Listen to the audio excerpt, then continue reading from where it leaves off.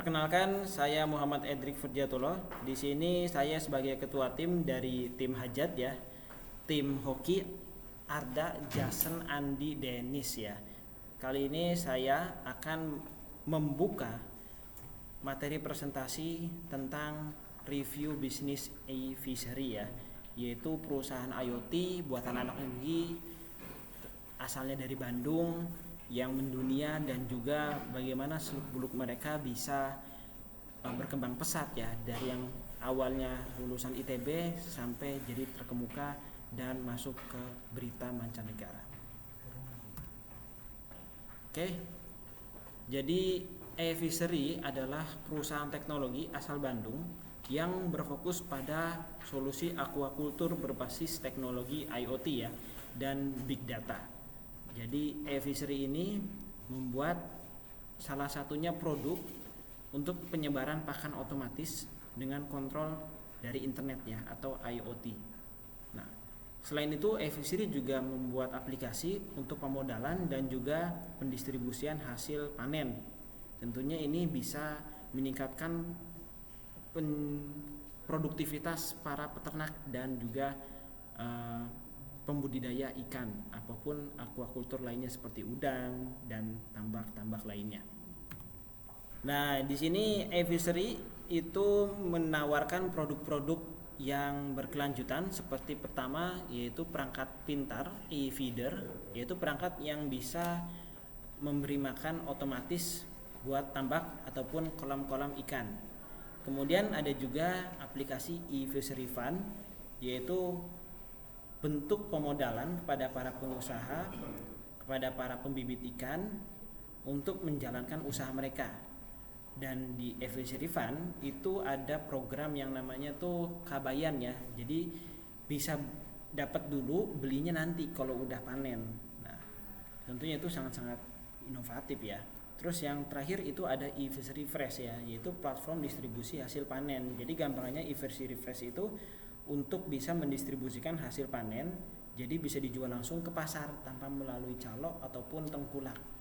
Tentunya ini bisa meningkatkan produktivitas para petani dan juga memaksimalkan keuntungan yang didapat. Selanjutnya untuk visi dan misi akan dijelaskan oleh saudara Jason Valerian. Oke, selanjutnya untuk bagian visi dan misi, ini dikarenakan visi dan misinya sama gitu ya, jadi saya akan memberikan salah satunya aja, yaitu visinya. Visinya itu menyediakan kebutuhan pangan dunia melalui aquaculture, kemudian menjadi solusi dari masalah fundamental dengan menggunakan teknologi yang sangat terjangkau, lalu mengurangi kesenjangan melalui ekonomi digital yang inklusif. Nah, e-fishery ingin menunjukkan bahwa keuntungan bisnis dan dampak terhadap masyarakat bukanlah hal yang bertentangan. Untuk slide selanjutnya adalah kontroversi dan skandalnya.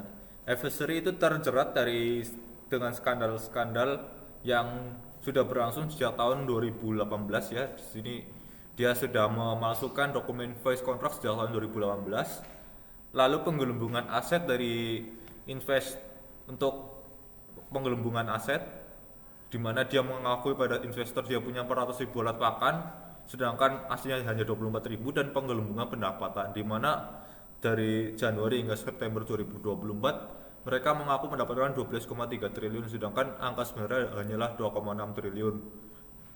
Dan dari total investasi yang mereka raih sebesar 315 juta US dollar, atau kalau dirupiahkan itu sekitar 50 miliaran lah ya.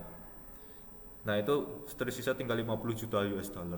Sehingga tersisa 10%-nya lebih dikit, atau sekitar 16%-nya hanya tersisa segitu. Bukannya investasi tersebut mengalami kenaikan nilai, malah jadinya hilang karena manipulasi yang mereka lakukan. Mereka melakukan manipulasi, di mana manipulasi tersebut termasuk dari pemalsuan kontrak dan juga pembuatan perusahaan-perusahaan bodong yang akan menerima kontrak dari mereka. Ya, dan ini adalah perkembangan perusahaannya. Yang pertama, e-fishery berawal dari solusi pemberian pakan ikan otomatis, e-fishery feeder yang membantu pembudidayaan ikan, meningkat efisiensi dan mengurangi biaya pakan. Yang kedua, perusahaan kemudian berkembang dengan menyediakan berbagai layanan lain termasuk platform e-commerce untuk produk perikanan. Yang ketiga, Eviseri telah memperluas jangkauannya ke berbagai daerah di Indonesia dan negara-negara lain di Asia Tenggara. Dan yang keempat, untuk rencana kedepannya Eviseri ini, Eviseri berencana meningkatkan transaksi dan memperluaskan pasar ekspor khususnya ke negara-negara Asia Tenggara. Baik, sekarang di perusahaan Eviseri ini memiliki lingkungan kerja. Nah, di perusahaan Eviseri memiliki budaya kerja yaitu inovatif dan berbasis teknologi, kemudian kolaboratif dan inklusif, dan berorientasi pada pertumbuhan dan keberlanjutan. Kemudian di Eviseri juga menyediakan fasilitas dan lingkungan seperti kantor yang modern dengan ruang kerja terbuka, fleksibilitas kerja atau remote dan onsite, kemudian suasana yang mendukung kreativitas dan produktivitas. Kemudian di Eviseri sebagai perusahaan, nilai perusahaan ini memberdayakan pembudidayaan ikan dan udang, kemudian berfokus pada dampak sosial dan lingkungan, dan mendorong inovasi dan efisiensi di sektor aquaculture. Kemudian kesempatan dan pengembangan ini mencakup program pelatihan dan pengembangan keterampilan, kesempatan untuk berkontribusi dalam industri aquaculture digital, dan budaya kerja yang mendukung pertumbuhan karir. Nah, jadi seperti itulah pembahasan mengenai review bisnis Eviseri ya, teman-teman. Jadi Eviseri ini kesimpulannya adalah perusahaan anak bangsa yang bergelut di bidang IoT dan teknologi pertanian agrikultur ya, aquaculture, yang sekarang mengalami banyak skandal, terutama penggelembungan dana ya atau aset, dan juga skandal-skandal lainnya yang tertutupi sejak tahun-tahun yang silam ya. Dan kesimpulannya, jika ingin manage perusahaan yang bergerak di bidang startup teknologi, harus dikelola oleh tata kelola keuangan yang baik dan juga tersupervisor ya, terawasi oleh badan keuangan. Oke, jadi seperti itulah materi presentasi dari kelompok hajat. Bila ada yang ingin ditanyakan, silakan tanyakan di kolom komentar. Saya akhiri. Assalamualaikum warahmatullahi wabarakatuh.